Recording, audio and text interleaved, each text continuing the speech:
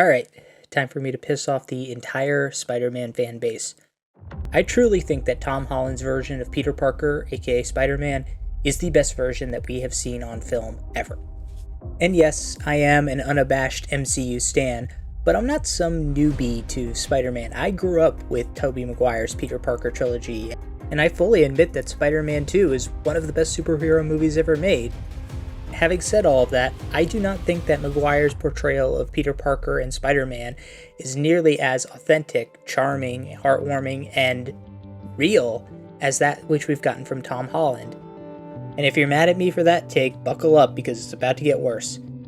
I truly believe that one of the big reasons that Tom Holland's Spider-Man is so compelling and is the best version of the character we have seen in a live-action movie is because of his relationship with Tony Stark. Boo this man! So today I want to take a look at the relationship between Spider-Man and Tony Stark and why that relationship is so important to the MCU's version of Spider-Man. And I think that's actually an important place to start, to acknowledge that the MCU's version of Spider-Man is entirely different from the ones that we've seen from Maguire and Garfield. In their movies, there were no other superheroes for Spider-Man to team up with or rely on.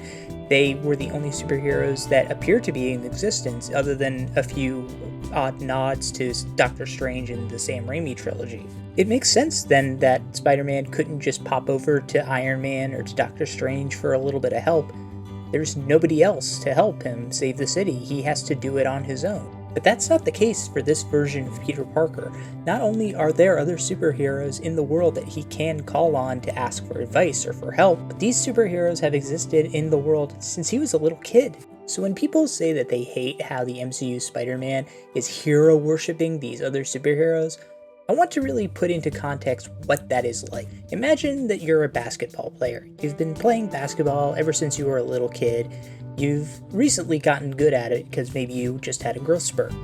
And one day, LeBron James shows up at your house, tells you he saw some clips of your highlights on YouTube, and thinks that you would be good to join him at like a secret camp that he has going on. You would rightly lose your shit and do everything in your power to show up to that camp and impress him, be the best basketball player that you possibly could, get all the tips from him you could, and just do everything possible to soak in the experience of being with a superstar. That is who Tony Stark is to Peter Parker in the MCU. He's the billionaire tech wizard who built himself into a superhero, the thing that probably a geeky Peter Parker as a kid would have idolized. So we should probably cut Peter Parker some slack for not acting cool, confident, and competent around his idol, who's been a superhero for far longer than he has, knows far more about science and technology than he does, and who is just generally a celebrity. And that's the other thing that really appeals to me about Tom Holland's Peter Parker, and really didn't work for me about Tobey or Andrew Garfield's portrayals, is that Holland's Spider-Man really does feel like a high school kid. Like, I remember watching Tobey Maguire as Peter Parker, who was admittedly a high school senior who graduated and went off to college in the first and second movies, but I remember distinctly thinking, he seems like he's way older than somebody who's in high school, even though I myself wasn't in high school at that point. Both Maguire and Garfield really felt like they should be playing Spider-Man in his early 20s or maybe even mid-20s, because none of them ever seemed to have the feel of what it's like to be a kid in high school. And that's especially evident to me now as a 30-something who remembers what I was like back in high school. And I was doing more of the stuff that Tom Holland's Spider-Man was doing in his movies than the stuff that Garfield and Maguire were doing. I was doing homework, hanging out with friends, playing video games, playing with Legos, in after-school clubs. These are all things that we see Tom Holland do and never really see Maguire or Garfield do in their movies. Like, thinking back, do we ever see Tobey Maguire or Andrew Garfield like worrying about a test or even mentioning that they have schoolwork to do? We do for Tom Holland. In fact, he mentions it in his very first appearance when Tony Stark tries to take him to Germany. It's funny and kind of trite, but it also gives us a window into the fact that Tom Holland's Spider-Man has a life beyond just being Spider-Man. We don't really get to see that from Maguire and Garfield, and it kind of takes away from the idea that they are high school kids. But Tom Holland's Spider-Man does feel like a kid, which is why it makes sense that he would need an adult to mentor and guide him through the process of becoming a superhero enter the perfect role model for him to latch onto and learn from, Tony Stark. And the reason that I think that Tony Stark is the perfect Avenger to be the mentor for Tom Holland is because of that one famous Spider-Man quote. Remember, with great power comes great responsibility. In my opinion, there is no person to whom this quote more directly applies in the MCU than Tony Stark. In Tony's 9-movie run in the MCU, his character development has been inextricably tied to the theme of responsibility. And if you don't believe me, just take a look at this quote from the very first Iron Man, which basically lays out for us what the theme of Tony Stark's change over the course of that movie and the course eventually of the MCU would be.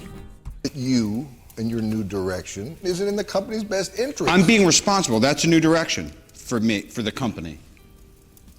I mean, me on the company's behalf being responsible for the way that... And this theme of responsibility carries through not just Iron Man 1, but through every single one of Tony's movies in the MCU. In Iron Man 1, it's about learning to take responsibility for the legacy that he and his father have created, and the damage that their company has done to the world. In Iron Man 2, it's about being responsible and safeguarding his Iron Man technology so that it doesn't get into the wrong hands, which, spoiler alert, it does. In Avengers, it's about learning how to share that responsibility with others, how to be a part of a team, and how to take responsibility for the people around him. In Iron Man 3, it's about his feeling of responsibility to care for Pepper and protect her and the people of Earth from the evil that he seems to have brought down on the people he loves. In Avengers Age of Ultron, his feeling of responsibility to protect the world from the extraterrestrial threat that he's already faced leads him to create Ultron, an AI bot that is hell-bent on destroying the world. And then in Captain America's Civil War, he has the feeling of responsibility for his actions and the actions of the Avengers, feeling that they need to take the responsibility of giving oversight to others. In Infinity War and Endgame, the responsibility is there for the greater good of humanity. In Infinity War, he needs to take responsibility to protect the world from this extraterrestrial threat that he's been fearing. In Endgame, it's again about taking responsibility to protect the Earth and avenge it from Thanos, who has killed half of all life. But we also see in this movie that Tony Stark has finally come full circle and become the fully responsible, actualized version of himself. He's a good father. He cares about others ahead of himself. He is willing to share the burden of responsibility with others like Steve. And ultimately, he's willing to sacrifice himself to lay down on the wire to allow the rest of humanity to survive. Tony Stark's entire arc in the MCU is one of a person with great power who takes no responsibility for both his actions and the actions of his company, to somebody who takes incredible responsibility for his actions and who understands the power that he does wield and how to use it responsibly. And I feel like I'm forgetting one movie that goes in line with that theme of responsibility for Tony. What could it be? Oh yeah, Spider-Man Homecoming, where Tony gives Peter all of the power and technology and makes sure that Peter uses that power more responsibly and better than he had. Yeah, these two totally have nothing in common and definitely don't make for any sort of a compelling contrast of the theme of power and responsibility. You see, in contrast to Tony, who has grown up with power, whether it be in the form of technology or just resources and money, Peter Parker has not had his power for that long. In Civil War, he says to Tony Stark he's only had these powers for 6 months. He's also not somebody who's come up from a particularly privileged upbringing. He doesn't have both of his parents. His Uncle Ben is gone. He lives in a pretty modest apartment with his aunt.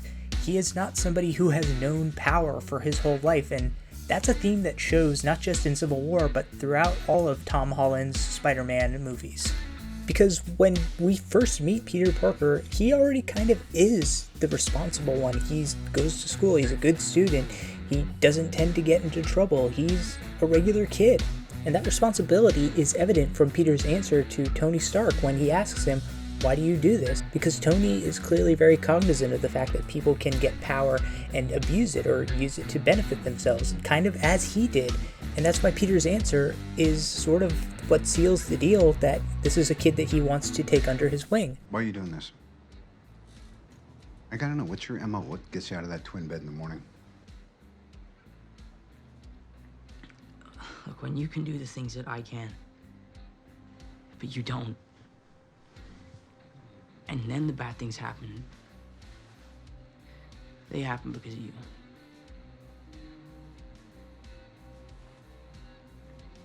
So you want to look out for the little guy, you want to do your part, make the world a better place, all that, right? Yeah, just looking out for the little guy.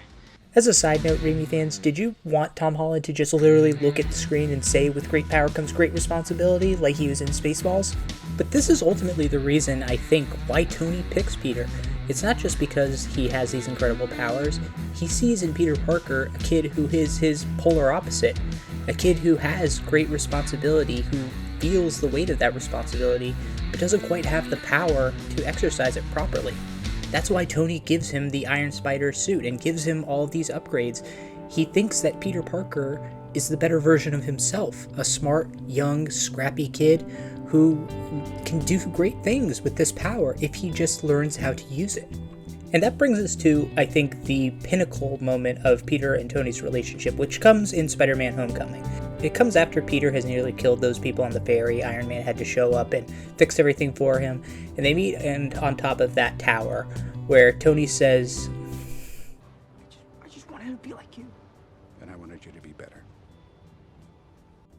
Peter Parker spends both of his solo movies in the shadow of his mentor, Tony Stark, fearing that he can never be as great of a superhero as Tony was. And what he ultimately has to learn is that he doesn't have to be Iron Man. He can be Spider-Man. He can be his own greatest hero. And in No Way Home, he especially has to realize that Tony made mistakes. Tony wasn't perfect. And he, Spider-Man, can be even greater than Tony was. And it makes sense for a kid who's 15, who's still learning how to control his powers, comparing himself to somebody who's been a superhero for a decade. But Peter ultimately realizes in both movies that he is capable, that he can be every bit as good as Iron Man was. And that's ultimately what Tony wants. Tony sees Peter as the better version of himself, the opportunity to be a better superhero than Tony could even imagine, not because of what he has and what he can do, but because of the person that he is. That's ultimately, I think, why Tony goes back in Avengers Endgame to save all of those people, in part because he feels that obligation to save Spider-Man.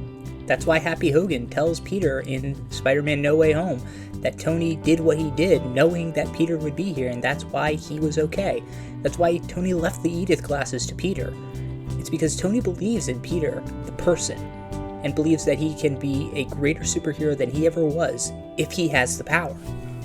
So all those gizmos and gadgets and funny toys that Tony gives Peter, that's his way of saying, hey kid, I believe in you. You can do this. You can be the best of us. The journey that Peter has to undergo is believing that himself.